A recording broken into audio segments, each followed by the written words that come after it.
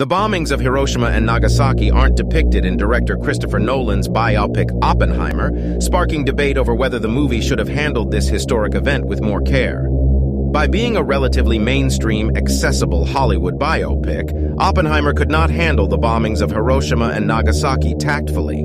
Authentically recreating Oppenheimer's viewpoint, which Nolan opted to do, involved telling a story of a handful of phenomenally powerful American men facilitating the execution of 200,000 Japanese civilians without ever encountering a Japanese person during this process. Oppenheimer, including another atomic bomb sequence involving the death of hundreds of thousands of civilians, could not have felt like more than a tasteless spectacle unless the biopic focused on the bomb's victims, at which point it would cease to be a biopic of Oppenheimer.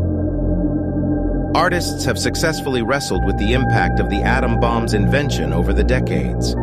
Picadon's deeply unsettling deception of the bombings of Hiroshima and Nagasaki has been endlessly influential in the decades since the short film was released, while director David Lynch's Twin Peaks episode The Return Part 8 offered a chilling, immersive vision of the psychic horror unleashed by the bomb in 2017.